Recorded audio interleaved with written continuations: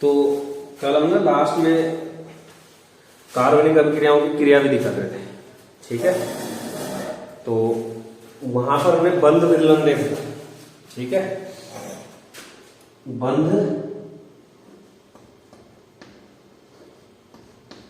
विदलन, बंध विदलन का मतलब क्या होता है? बॉन्ड क्लीवेज, बॉन्ड का टूटना, ठीक है। अब बॉन्ड कौन सा? जैसे कार्बनिक यौगिक जो होते हैं क्या होते हैं? सहसंयोजी।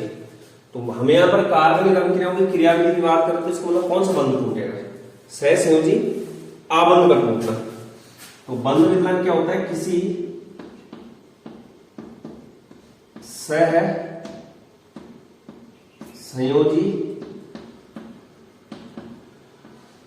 बंध का क्या टूटना, ठीक है। अब जैसे सहसंयोजी बंध टूटता है तो दो तरीके से टूटता है, ठीक है। एक बोलते हैं समांश विदलन और एक बोलते हैं विषमांश विदलन, ठीक है। बंध विदलन जैसे मैंने कल समझाया था, मेरे पास अगर H2 और क्या है? I2 है, क्या है? H2 plus I2। तो हाइड्रोजन और हाइड्रोजन के बीच का बॉन्ड टूटेगा, आयोडीन और आयोडीन के बीच का क्या होगा? बॉन्ड टूटेगा। और नया बॉन्ड किस किस के बीच में बनेगा? हाइड्रोजन और आयोडीन, हाइड्रोजन और आयोडीन। H यहां से ये बॉन्ड जुड़ता जाएगा, किसके बीच में? I। ये H और H का बॉन्ड टूटता जाएगा। तो एक टाइम ऐसा आएगा जब ये पूरा बॉन्ड टूट जाएगा, ये वाला, ये, और क्या दे देगा वो? 2HI। ये क्या होगा था? बंध विदलन होगा था। ये जो बीच की कंडीशन थी इसको क्या बोलते थे? मध्यवर्ती रिएक्शन इंटरमीडिएट बोलते हैं इसको, ठीक है। अब जैसे बंध विदलन होता है वो दो तरीकों से होता है, एक क्या होगा? समविदलन और एक विषम विदलन, ठीक है। बंध विदलन, बंध विदलन, एक क्या बोला? समविदलन, सम विदलन। होमोलिटिक क्लीवेज बोलते हैं इसको इंग्लिश में, क्या बोलते हैं? होमोलिटिक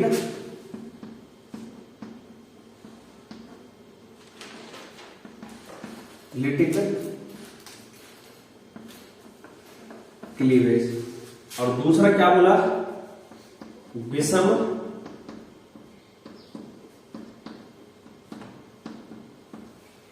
विदलन। इसको बोला जाता है हेट्रोलिटिक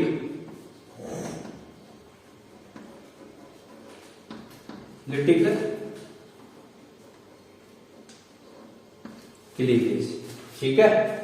तो अब ना यहां पर जैसे समांश विदलन, विखंडन भी बोल सकते हैं, ठीक है। समांश, जहां पर भी अब होमो हेट्रो आएगा ना, होमो का मतलब होता है समान से, सम से, और हेट्रो का मतलब क्या होता है? विषम से। जैसे ना सॉल्यूशन भी पढ़े होंगे, ठीक है। जैसे मिक्सचर पढ़ा होगा, समांगी मिश्रण और विषमांगी मिश्रण। होमो होता है ना, ये क्या होता है? हेट्रो, ठीक है। तो वही चीज,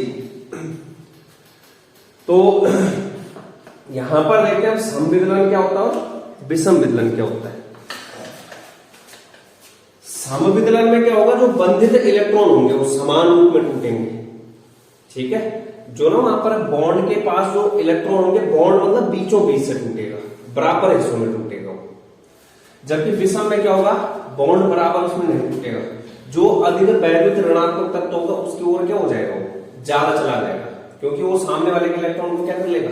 अपनी ओर खींच लेगा। अब जैसे समविदलन है मेरे पास, उदाहरण के लिए लेता हूं मैं CH3 CH3, ये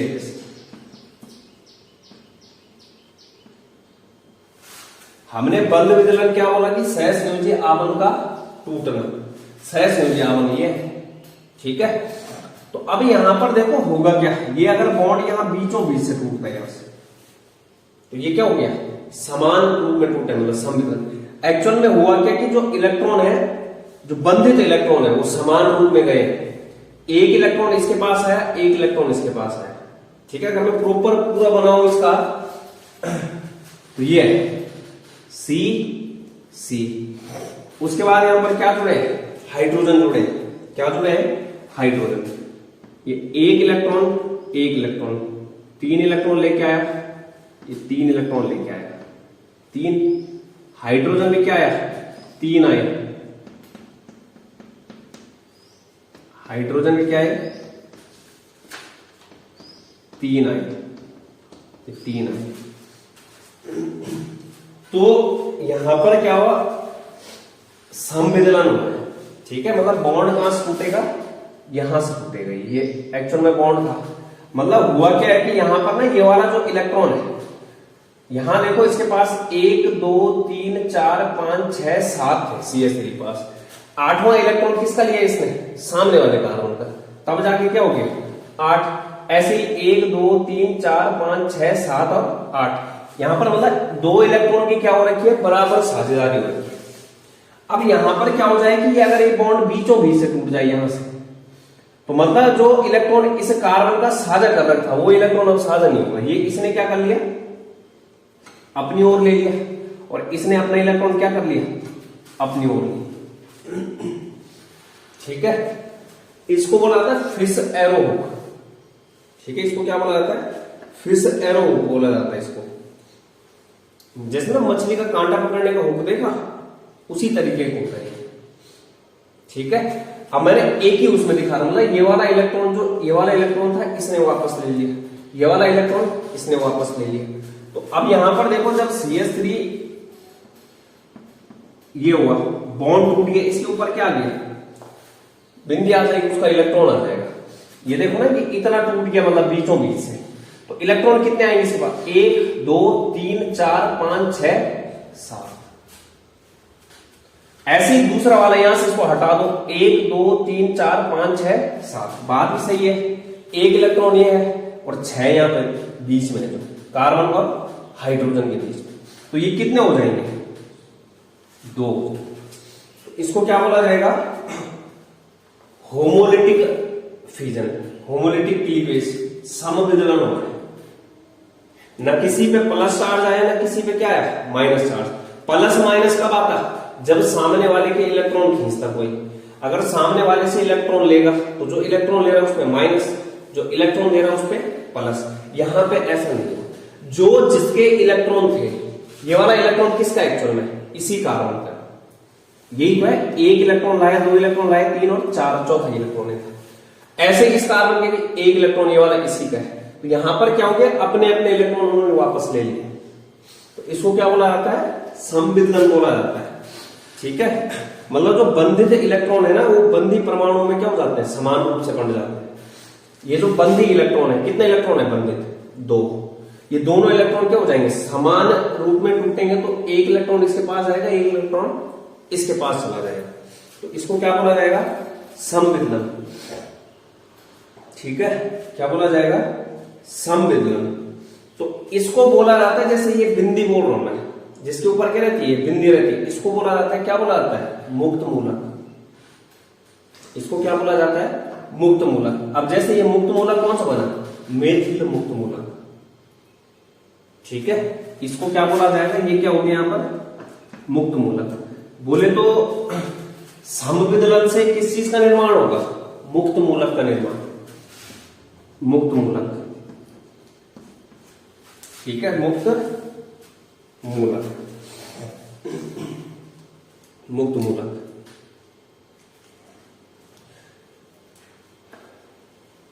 तो मुक्त मूलक को किससे प्रदर्शित कर रहे हैं, बिंदी से। ये है जो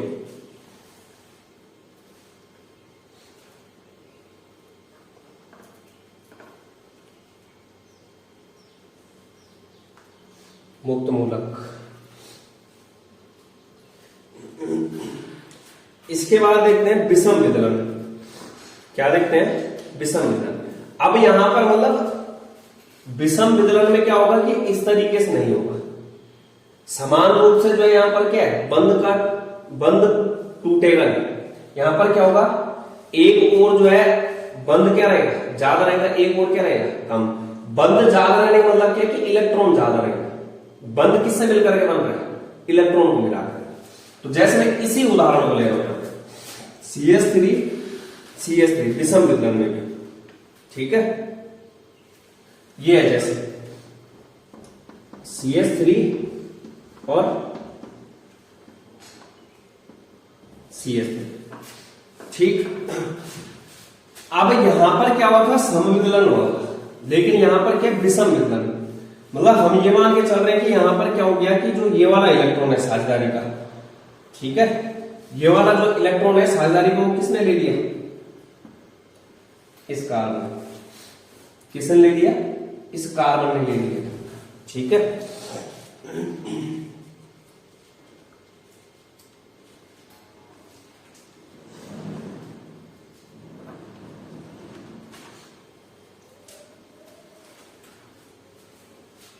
ये इस कार्बन ने ले लिया, ये तीर जिसकी ओर जा रहा है। तो जब इस कार्बन ने लिया तो इसके ऊपर क्या जाएगा? माइनस चार्ज, और इसके ऊपर क्या जाएगा? Plus charge. अब प्लस और माइनस कितना आता है? जितना इलेक्ट्रॉन लेगा उतना ही माइनस आएगा, जितना इलेक्ट्रॉन देगा उतना ही क्या आएगा? प्लस। तो यहां से मतलब बॉन्ड एक्चुअल में कहां से टूटा? यहां से टूटा है, ठीक है, एक छोर से। तो अब ज्यादा हिस्सा किसकी ओर हो गया? इस CH3 की ओर। इसकी ओर क्या हो गया? कम। तो यहां पर जो बनेगा CH3, इसके ऊपर क्या आएगा? क्योंकि इसका इलेक्ट्रॉन सामने वाले को गया है, तो इसके ऊपर क्या आ जाएगा? प्लस, ठीक। दूसरा, इसके ऊपर क्या आ जाएगा? माइनस, क्योंकि इसने इलेक्ट्रॉन लिया है। अब माइनस आएगा और साथ में माइनस क्या आएगा? एक इलेक्ट्रॉन तो ये वाला इसके पास एक्स्ट्रा जो लिया है उसको, और एक इलेक्ट्रॉन ये वाला। कितने इलेक्ट्रॉन आ रहे हैं? 2 इलेक्ट्रॉन। इस तरीके से था।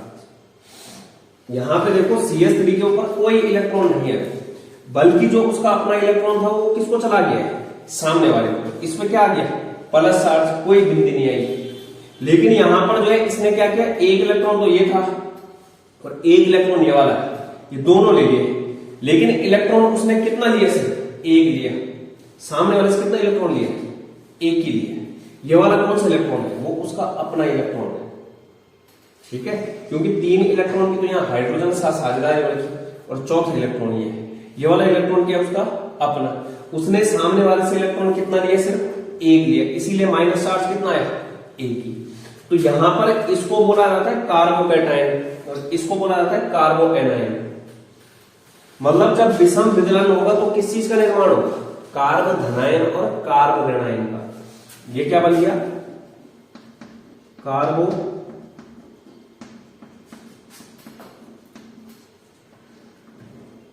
कैटायन। और ये क्या है?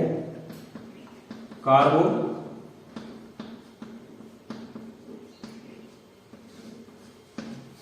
एनायन।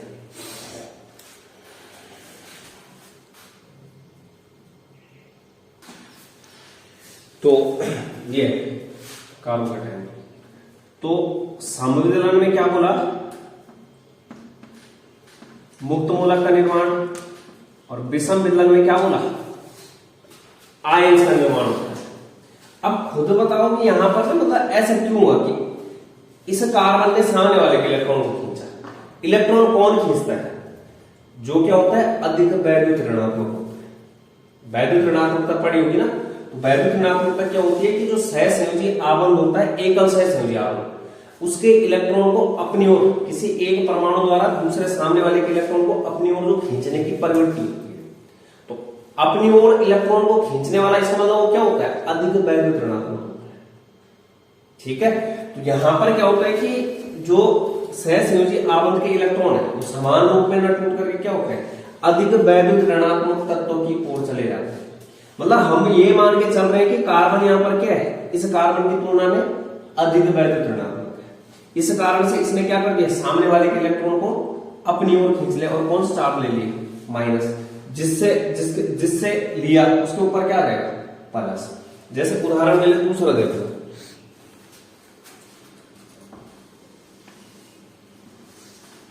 ये जैसे मेरे पास उदाहरण क्या है? Rx है, मतलब इलेक्ट्रॉन किसकी ओर शिफ्ट हो जाते हैं? अधिक वैद्युत ऋणात्मक तत्वों की ओर। एक्स। ठीक, ये आर और एक्स के बीच का बॉन्ड टूटना है, लेकिन बंध कैसे विदलन होगा? विषम होगा, समान रूप से नहीं टूटेगा। समान रूप से कब टूटता? अगर ये वाला इलेक्ट्रॉन इसके पास आता है और ये वाला इलेक्ट्रॉन इसके पास, तो बीचों बीच से टूट गया वो।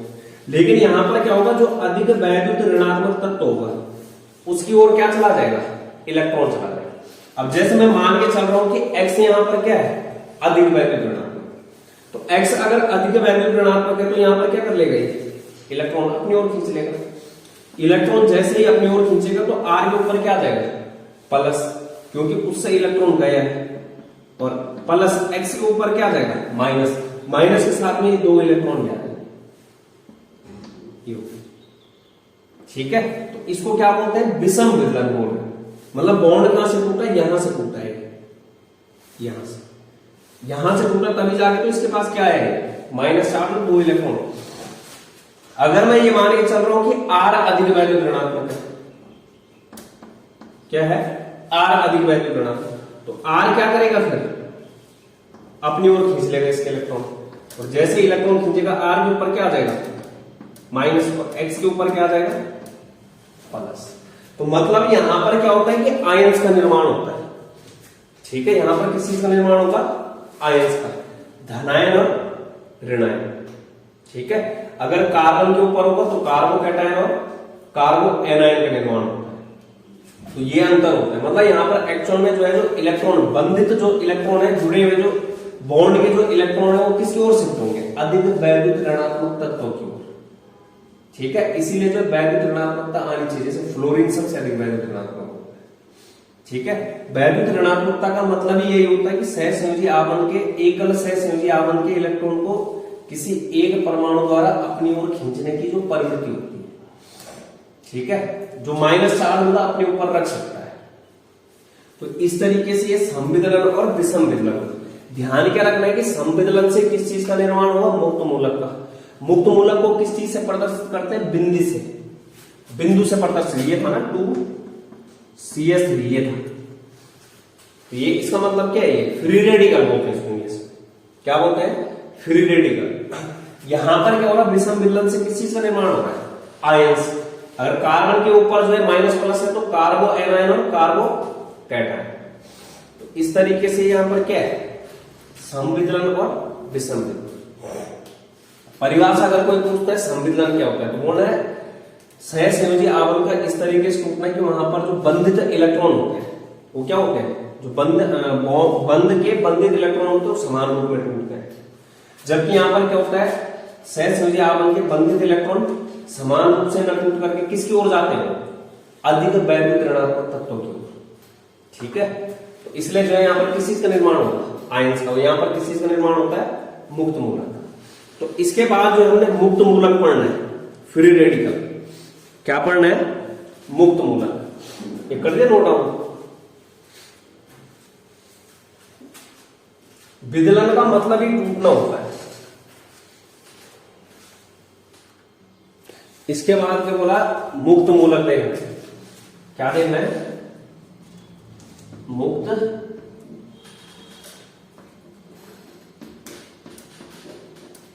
मूलक, फ्री रेडिकल।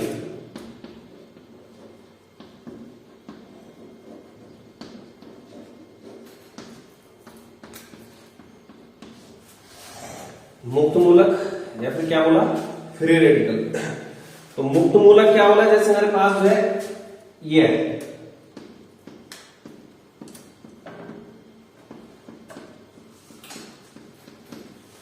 ठीक है, CH3X। अब यहां पर देखो हम ये मान के चल रहे हैं कि इस कार्बन और इस X की जो वैद्युत ऋणात्मकता है, कार्बन और X की इलेक्ट्रोनेगेटिविटी, वैद्युत ऋणात्मकता क्या है? समान। ये मान रहे हैं। ठीक है, तो अब अगर समान है तो जो इसका इलेक्ट्रॉन होगा वो अपने लिए लेगा, और जो इसका इलेक्ट्रॉन होगा वो क्या करेगा? अपने पास रखेगा। जब दो लोगों में समान ताकत है तो कोई एक दूसरे का सामान नहीं छीन सकता है। तो यहां पे जब दोनों की ताकत क्या है? समान है, तो वहां पर क्या, जो जिसके इलेक्ट्रॉन होंगे वो क्या करेगा? अपने पास रखेगा। तो यहां पर क्या हो जाएगा? ये कार्बन जो साझे का इलेक्ट्रॉन है, ये वाला इलेक्ट्रॉन ये अपनी ओर रख लेगा और दूसरा वाला क्या कर लेगा, अपनी ओर।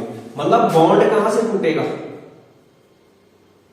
बीचों बीच, क्योंकि दो बराबर वाले, तो यहां से ये अपना ले लेगा और ये अपना, यहां पर क्या बन जाएगा, H H H, इसके पास क्या आ गया, और प्लस X के ऊपर भी क्या आ गया, यह, ठीक है, ये हो गया।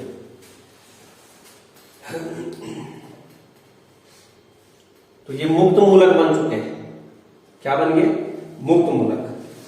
तो जैसे मैं उदाहरण के लिए लेता हूं CH4 ले रहा हूं, ठीक है, इस X की जगह पे क्या रख दूं, अगर मैं H रख दूं, क्या रख दूं, H, तो यहां पर क्या हो जाएगा, H, ठीक। मतलब यहां पर क्या हुआ कि कार्बन और हाइड्रोजन की वैल्यू ऋणात्मकता क्या थी, समान। इसका नाम होता है, ये CH3 क्या बोलते हैं, मेथिल बोलते हैं, क्या बोलते हैं, मेथिल। और क्या लगा देना इसमें, मुक्त मूलक, मेथिल मुक्त मूलक। इसका नाम क्या हो जाएगा, हाइड्रोजन मुक्त मूलक। इसका नाम क्या हो जाएगा, हाइड्रोजन मुक्त मूलक। अब ऐसे ही जो है एथिल मुक्त मूलक हो सकता है, प्रोपिल हो सकता है, ठीक है। ये जैसे CH3 CH2 CH3 CH2 CH2, ठीक है। तो ये क्या हो गया, एथिल मुक्त मूलक।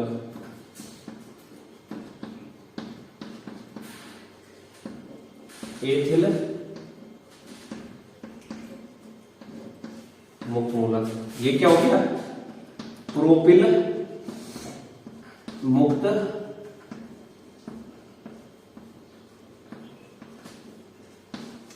मूलक, प्रोपिल मुक्त मूलक।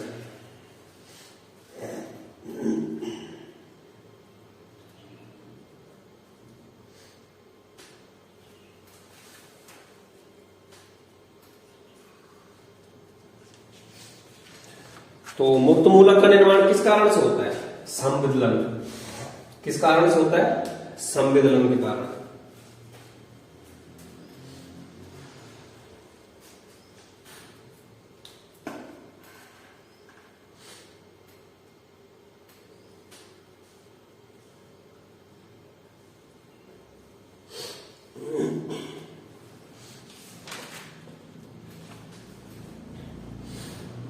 हो गया।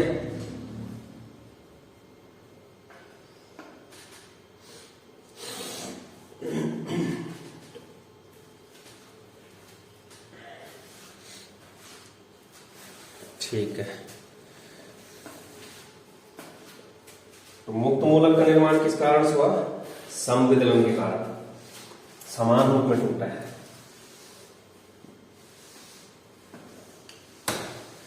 इसके बाद देखो कुछ प्रॉपर्टी है इनकी, मुक्त मूलक की, क्या है, जैसे मेरे पास जो है ये H H H, ये कौन सा मुक्त मूलक है, मेथिल मुक्त मूलक, ठीक है। तो यहीं से निकाल के दिखाऊंगा। इसके पास देखो क्या क्या प्रॉपर्टीज आएगी, इसको क्या बोल रहा हूं, मेथिल मुक्त मूलक, मेथिल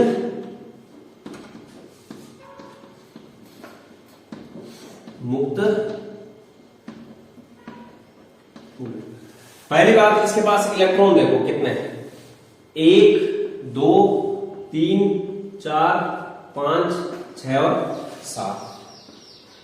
7 इलेक्ट्रॉन, मतलब विषम इलेक्ट्रॉन है इसके पास। जो मुक्त मूलक होगा हमेशा याद रखना कैसे इलेक्ट्रॉन होंगे, विषम इलेक्ट्रॉन, विषम इलेक्ट्रॉन। ठीक है। दूसरी चीज बताओ, इसके पास इलेक्ट्रॉन की कमी है कि अधिकता है? इलेक्ट्रॉन की कमी का मतलब ऑक्टेट अष्टक पूरा होना चाहिए। क्या इसका अष्टक पूरा है? एक इलेक्ट्रॉन की कमी है इसके पास, मतलब ये क्या है? इलेक्ट्रॉन कमी वाला है, इलेक्ट्रॉन न्यून, इलेक्ट्रॉन न्यून, इलेक्ट्रॉन डेफिशिएंट बोलते हैं जिसको, ठीक है। और जो इलेक्ट्रॉन की कमी वाला होता है, जो इलेक्ट्रॉन की क्या होता है? कमी वाला होता है, तो उसको यहां पर बोला जाता है इलेक्ट्रॉन रागी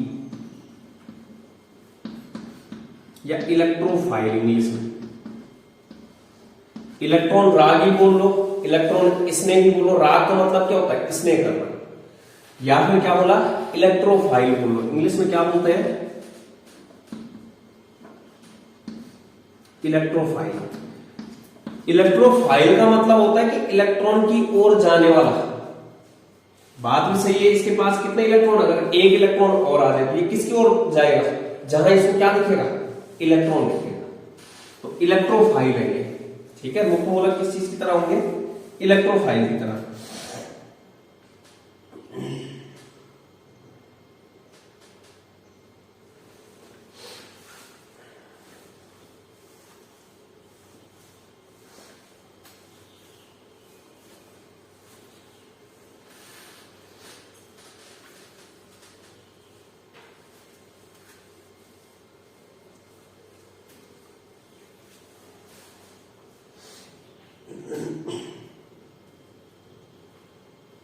ठीक है।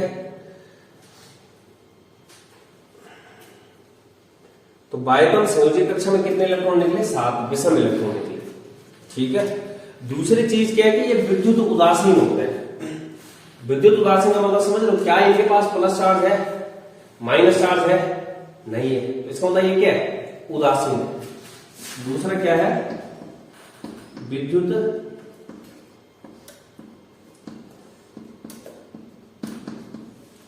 उदासीन।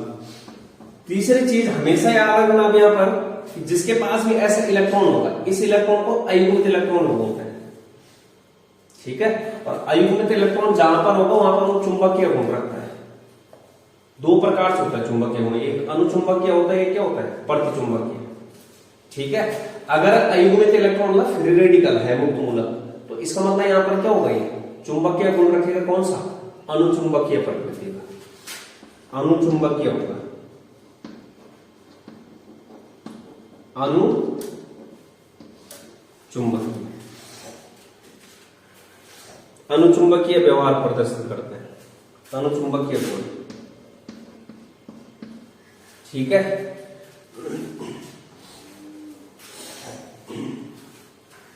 इसके बाद जो है संकरण आता है। क्या आता है?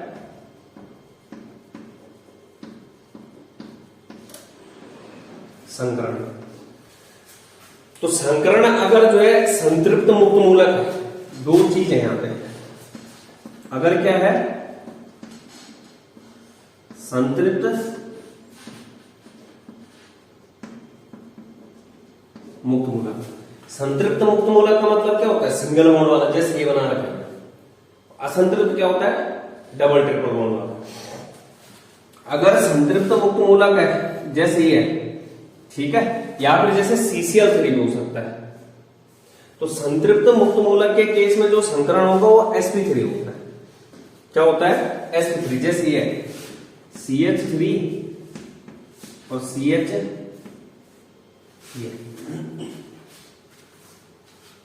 ठीक है, CH3 CH2, तो ये क्या है? संतृप्त मतलब सिंगल बॉन्ड से इस तरीके से हो गई।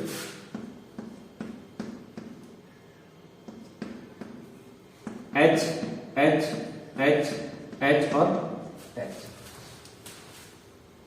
तो जब ये सिंगल बॉन्ड से जुड़ा होता है कार्बन, कौन सा संकरण आता है? sp3। तो संकरण क्या हो जाएगा संतृप्त मुक्त मूलक के लिए? sp3। क्या हो जाएगा? sp3 हो जाएगा।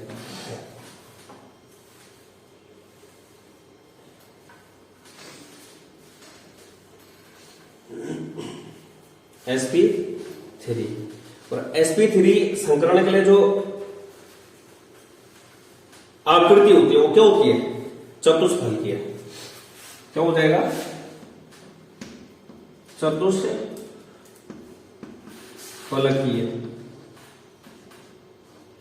ठीक है।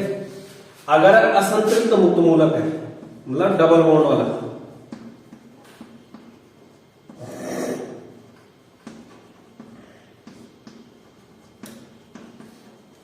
असंतृप्त मुक्त मूलक, तो डबल बॉन्ड वाला अगर आ जाएगा तो क्या हो जाएगा, sp2 संकरण। क्या हो जाएगा, sp2। जैसे ये CH2 डबल बॉन्ड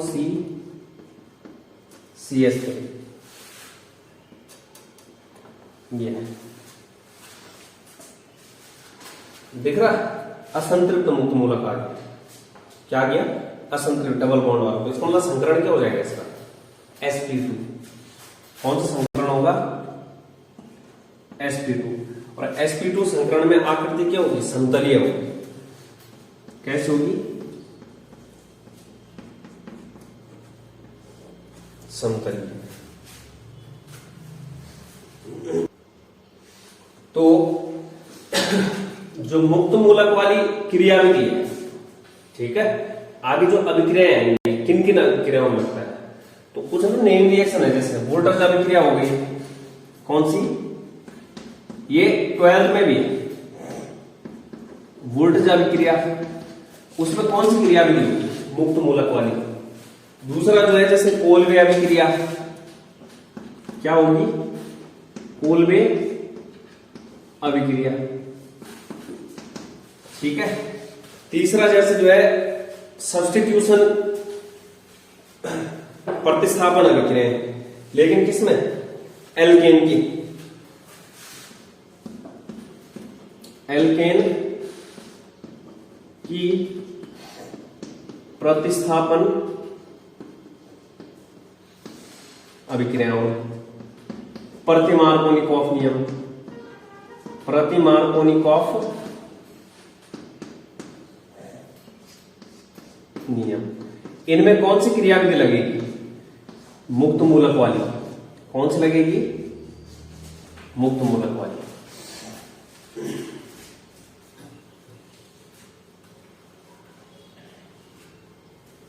मुक्त मूलक वाली। इसके बाद देखो मुक्त मूलक के प्रकार होते हैं। ठीक है, तो अलग अलग प्रकार होते हैं। जैसे यहां देखो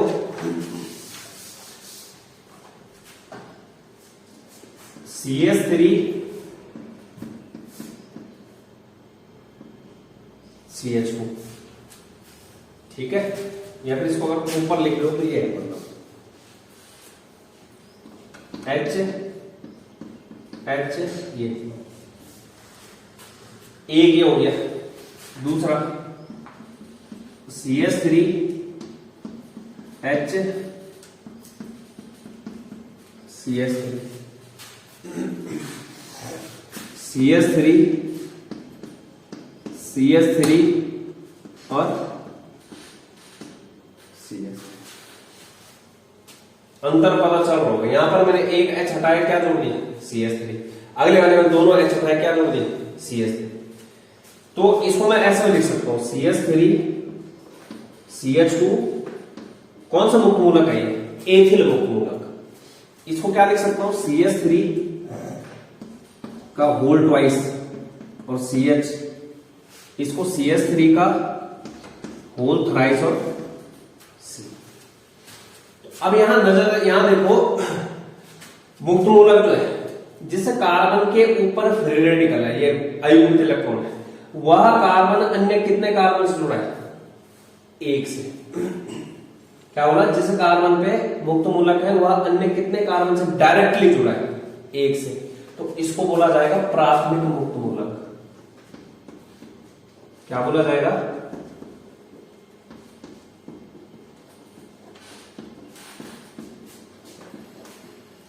प्राथमिक मुक्त मूलक। क्या बोला, जिस कार्बन के ऊपर ना बिंदी है वह कार्बन अन्य कितने कार्बन से डायरेक्टली जुड़ा है, एक कार्बन से। तो इसका मतलब क्या है, प्राथमिक मुक्त मूलक। जिस कार्बन के ऊपर बिंदी है वह अन्य कितने कार्बन से डायरेक्टली जुड़ा है, 2 से, तो इसका मतलब इसको क्या बोलेंगे, द्वितीयक मुक्त मूलक। ठीक, जो कार्बन बिंदुलीय है, जिस कार्बन के ऊपर क्या है, मुक्त मूलक है, वह अन्य कितने कार्बन से डायरेक्टली जुड़ा है, 3 कार्बन से। इसका मतलब कौन सा मुक्त मूलक, तृतीयक मुक्त मूलक, तृतीयक मुक्त मूलक, तृतीयक मुक्त मूलक। ठीक है, इसको ना जैसे शॉर्ट में लिखा रहता है तो 1 डिग्री फ्री रेडिकल बोलेंगे, 2 डिग्री फ्री रेडिकल बोलेंगे और 3 रेडिकल, ये। ठीक है, क्या बोला, जैसे ये वाला है तो ये वाला क्या होगा,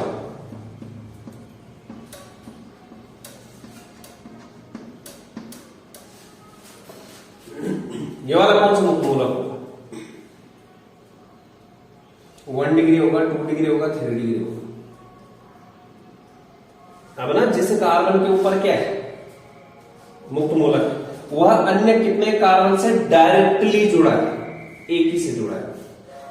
ये वाला इससे जुड़ा है, इससे ये वाला जुड़ा है, ये वाला इससे थोड़ी जुड़ा है, इससे कितना जुड़ा है, एक ही कार्बन जुड़ा है, कौन सा, ये वाला। इसका मतलब कौन सा है, 1 डिग्री। ध्यान रखना है तो ऐसे ध्यान रखना है, जिसके पास ना CH2 ये वाला होगा 1 डिग्री, जिसके पास CH ये वाला होगा 2 डिग्री, और जिसके पास क्या होगा, C होगा। ठीक है, जिसके पास क्या होगा, CH2, जिसके पास क्या होगा, CH, और जिसके पास क्या होगा, C। ये है, मतलब इस तरीके से बनाओ इसको, जिसके पास क्या होगा, CH2 1 डिग्री, जिसके पास क्या होगा, CH क्या होगा, 2 डिग्री, और जिसके पास क्या होगा, C, वो क्या हो जाएगा, 3 डिग्री। क्योंकि हमें पता है कि ये जो बाकी बैलेंस है वो कौन पूरा करेगा, कार्बन पूरा कर रहा होगा। ठीक है, कौन पूरा कर रहा होगा, कार्बन पूरा कर रहा होगा। तो अब देख लो, अगर यहां से जो यहां पर देखो, इस कार्बन के ऊपर बिंदु, इससे कितना बॉन्ड जुड़ा है, 1, मतलब कितना कार्बन होगा, 1 डायरेक्टली। इसके पास कितने, 2, इसका मतलब कितने कार्बन डायरेक्टली जुड़े होंगे, 2। इसके पास कितने, 3, इसका मतलब कितने कार्बन डायरेक्टली जुड़े होंगे, 3। तो 1 डिग्री, 2 डिग्री, 3 डिग्री। इसके बाद में स्थायित्व आता है इनका, क्या आता है, स्थायित्व। सबसे अधिक स्थायी कौन होगा तीनों में से,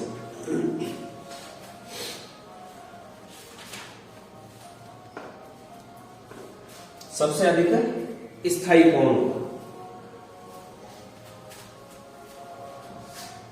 देख रहे हैं, स्थायित्व देखते हैं।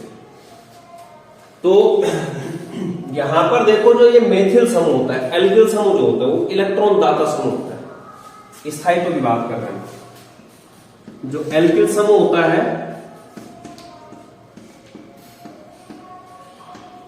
एल्किल समूह बोले तो जैसे CH3 हो गया, मेथिल हो गया, C2H5 हो गया, क्या हो गया, एथिल हो गया। ये क्या होते हैं, इलेक्ट्रॉन दाता समूह। क्या होते हैं, इलेक्ट्रॉन दाता समूह होते हैं। इलेक्ट्रॉन दाता समूह होंगे तो अब खुद बताओ कि स्थायी का मतलब क्या है, कि इसके पास जो है जितना जल्दी इसका क्या हो जाएगा, पूरा 1 इलेक्ट्रॉन इसके पास आ जाएगा। मतलब 8 इलेक्ट्रॉन करने हैं ना इसने कितने इलेक्ट्रॉन करने हैं, 8। इसने कितने इलेक्ट्रॉन करने हैं, 8। अब हम ये कंपैरिजन कर रहे हैं कि 3 डिग्री मुक्त मूलक सबसे अधिक स्थायी होगा, 2 डिग्री होगा, या 1 डिग्री होगा। तो मैंने क्या बोला, एल्किल समूह क्या होता है, इलेक्ट्रॉन दाता समूह होता है। तो जिसके पास मतलब जितने ज्यादा इलेक्ट्रॉन दाता समूह होंगे वो उतना ही ज्यादा स्थायी होगा। यहां पर देखो, इसके पास कितना इलेक्ट्रॉन दाता समूह है, 1। इसके पास कितना इलेक्ट्रॉन दाता समूह है, 2। आगे मेथिल जो एल्किल R होता है, और इसके पास कितने इलेक्ट्रॉन दाता समूह है, 3। यहां पर क्या है, एक ही ऑप्शन है कि इलेक्ट्रॉन एक ही CH3 दे सकता है। यहां पर 2 ऑप्शन है, यहां पर क्या है, 3 ऑप्शन है। तो कहां पर जो है सबसे अधिक मतलब स्थायी बनने की संभावना है, तीसरे वाले कि बाई चांस अगर ये वाला नहीं देना चाह रहा तो ये तो देगा, ये वाला नहीं देना चाह रहा ये दे सकता है, मतलब ज्यादा ऑप्शन है। तो इलेक्ट्रॉन दाता समूह जितने ज्यादा होंगे उतना ही ज्यादा क्या होगा मुक्त मूलक स्थायी, क्योंकि उतना ही जल्दी इसका जो है ये जो फ्री रेडिकल है ये क्या हो जाएगा, ऑक्टेट पूरा हो जाएगा और ठीक है। तो यहां पर क्या ये समाप्त हो जाएगा। तो कहने का मतलब क्या है कि सबसे अधिक स्थायी ये, उसके बाद ये, सबसे कम स्थायी कौन सा, 1 डिग्री फ्री रेडिकल। तो दूसरी चीज अगर सिंपल समझना चाह रहे हो, ऐसा समझो जैसे यहां पर ना ये बिंदी है जो, तो इस बिंदी को स्थायी रखना, जैसे छोटा बच्चा होता है घर में, होता है जैसे 2-3 साल का बच्चा है, तो उस छोटे बच्चे को पकड़ने के लिए एक घर है, समझ लो कि जैसे वहां पर दादा भी है, दादी भी है, मम्मी भी है, पापा भी है, तो वो स्थायी होगा वहां पे कि अगर मम्मी कुछ काम कर रही है तो दादा पकड़ सकते हैं उसको, अगर दादा कुछ काम कर रहे हैं दादी पकड़ सकती है, दादी कुछ काम कर रही है कौन पकड़ सकता है, पापा पकड़ सकते हैं। यहां पर मतलब ऑप्शन ज्यादा है, तो वहां पर मतलब उस बच्चे की क्या चोट फूट लगने की डर नहीं होगी। लेकिन यहां पर देखो इसको पकड़ने के लिए कौन है सिर्फ ये CS, मतलब ये वो कहानी है जहां पर सिर्फ मम्मी मम्मी। तो अगर मम्मी ने जो है बिस्तर के ऊपर रख रखा है बच्चे को बाई चांस, तो वो तो जब तक रोटी बनाने गई तब तक बच्चा अनस्टेबल होगा, पत्नी काम कर रहा है। कहने का मतलब उतना अधिक क्या, उतना कम क्या हो जाएगा, स्थायी हो जाएगा। सबसे अधिक स्थायी कौन सा होगा, ये वाला होगा, क्योंकि यहाँ पर 3-3 CS दिएंगे, ये क्या करेंगे, इसको स्थायित्व प्रदान करेंगे, क्योंकि इलेक्ट्रॉन दाता समूह। और दूसरा क्या है, इसका मतलब क्या होता है, ये इलेक्ट्रॉन की कमी वाला है, तो ये इलेक्ट्रॉन देगा इसको, ठीक है। जो इलेक्ट्रॉन की कमी है उसको क्या करेगा, ये CS3 पूरा करने की कोशिश करेगा। तो जितने ज्यादा CS3 होंगे उतना ही ज्यादा क्या होगा, स्थायी। तो ये आता भी है, तृतीयक मुक्त मूलक सबसे अधिक स्थायी, द्वितीयक मुक्त मूलक, उसके बाद सबसे कम कौन, प्राथमिक मुक्त मूलक। अब इसके बाद देख लो कुछ और ऑर्डर है स्थायित्व के क्रम, स्थायित्व क्रम। सबसे अधिक स्थायी होता है C6H5 का होल थ्राइस C, ये सबसे अधिक स्थायी होता है। उसके बाद C6H5 2CH, ठीक है। उसके बाद C6H5 CH2, उसके बाद CH2 CH double bond CH2, ठीक है। उसके बाद CS3 होल थ्राइस C, इसके बाद CS3 का होल ट्वाइस CH, इसके बाद CS3 CH2, और सबसे कम स्थायी होगा CS3 मुक्त मूलक।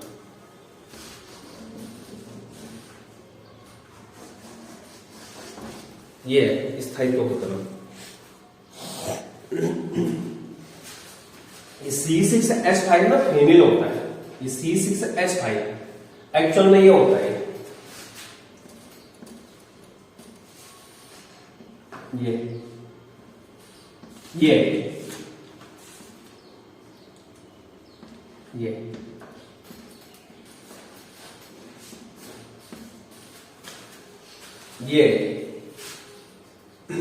अब यहां देखो ये भी एक प्रकार का तृतीयक मुक्त मूलक है, जिस कार्बन पे बिंदी है वह कार्बन अन्य कितने कार्बन से डायरेक्ट जुड़ा है, 3।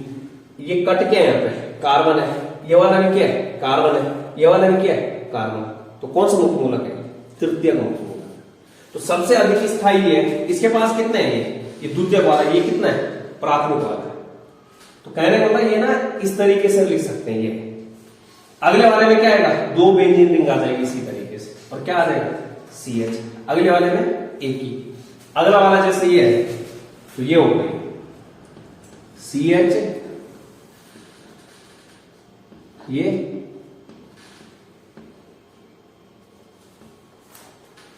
ये इसके ऊपर क्या है, मुक्त मूलक। ये जैसे ये तीसरा वाला है तो ये सिंपल है, ये CH2 सबसे अधिक स्थायी ये बनाए गए जो शुरुआत के 3 है, एक्चुअल में ऐसे में दिया उसको। तो सबसे अधिक कौन सा है, सबसे अधिक स्थायी ये वाला, ठीक है। सबसे कम स्थायी कौन सा होगा? मेथिल मुक्त मूलक। तो ये क्रम है इस तरीके से। तो ये ना मुक्त मूलक कंप्लीट हो गया तुम्हारा। इसके बाद कार्बोकैटायन और कार्बो एनायन, उसमें भी इसी तरीके से देखना है।